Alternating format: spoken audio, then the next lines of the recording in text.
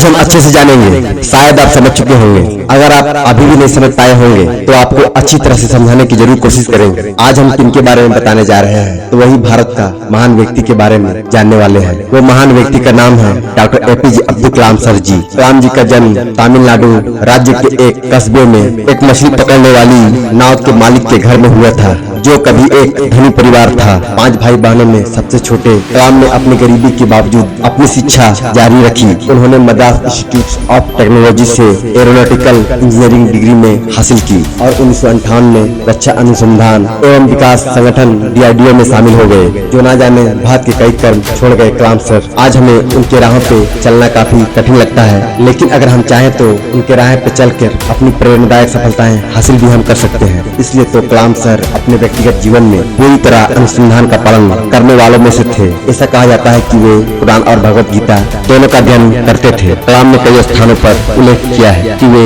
तिरुकुरल का भी अनुसरण करते थे। उनके भाषणों में कम से कम एक कुरल का उल्लेख अवश्य करते थे। राजनीतिक स्थान पर कलाम की चाहत थी कि अंतर्राष्ट्रीय स्तर पर भारत की भूमिका का विस्तार हो पाए और भारत ज्यादा से ज्यादा महत्वपूर्ण भूमिका निभाए, ताकि भारत हमेशा आगे रहे।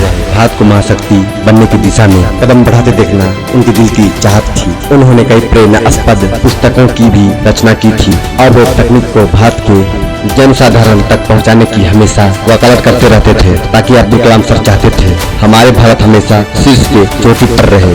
बच्चे और युवाओं के बीच कलाम जी अत्यधिक लोकप्रिय थे। वह भारतीय अंतरिक्ष विज्ञान एवं प्रौद्योगिकी संस्थान के कुलपति भी थे।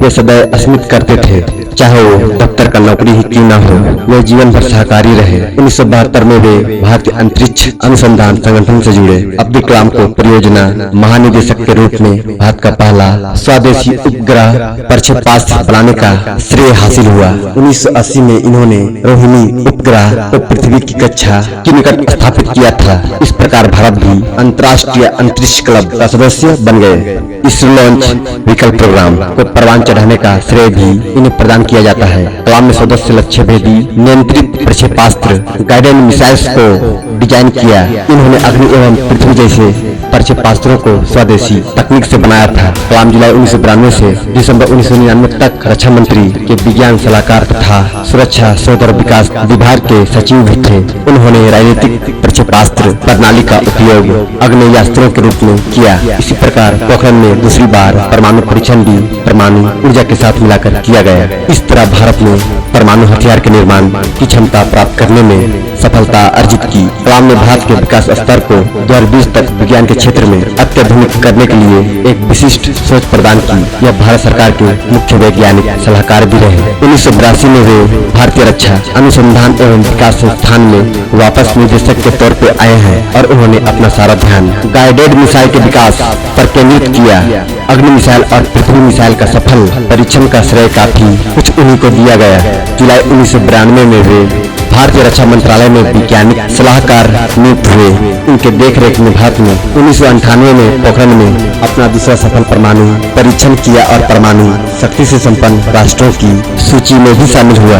राष्ट्रपति निर्वाचित हुए थे। 18 जुलाई 2002 को कलाम को 90% बहुमत द्वारा भारत का राष्ट्रपति चुना गया था और इन्हें 25 जुलाई 2002 को सांसद भवन के अशोक कक्ष में राष्ट्रपति पद की शपथ दिलाई गई। इस संक्षिप्त समारोह में प्रधानमंत्री अटल बिहारी वाजपेयी, उनके मंत्रिमंडल के सदस्य तथा अधिकारीगण उपस्थित थे। इनका कार्यकाल 25 जुलाई 2007 को समाप्त हुआ। अब्दुल कलाम व्यक्तिगत जिंदगी में बहुत अनुशासन प्रिय थे। यह सहकारी थे। इन्होंने अपनी जीवनी विंग्स ऑफ फायर भारतीय युवाओं को मार्गदर्शन प्रदान करने वाले अंदाज में लिखी है। इनकी दूसरी पुस्तक गाइडिंग सोच dialogues of the purpose of life आत्मिक विचारों को उद्घाटित करती है। इन्होंने तमिल भाषा में कविताएं भी लिखी है। ऐसे तो कलाम के 79वें जन्मदिन को संयुक्त राष्ट्र द्वारा विश्व विद्यार्थी दिवस के रूप में मनाया गया था। इसके अलावा उन्हें लगभग 40 विश्वविद्यालयों द्वारा मानद डॉक्टरेट की उपाधियां प्रदान की गई थी। भारत सरकार द्वारा उन्हें 1981 में पद्म भूषण और 1990 में पद्म विभूषण का सम्मान प्रदान किया गया, जो उनके द्वारा इसरो और DRDO में कार्यों के दौरान वैज्ञानिक उपलब्धियों के लिए तथा भारत सरकार के वैज्ञानिक सलाहकार के रूप में कार्य प्रदान किया गया था। 1997 में कलाम सर को भारत का सर्वोच्च नागरिक सम्मान भारत रत्न से प्रदान किया गया, जो उनके वैज्ञानिक और भारत में तकनीकी के विकास में अभूतपूर्व योगदान दिया गया था। यही है हमारे doctor APJ Abdul Kalam sir जी की प्रेरणादायक कहानी।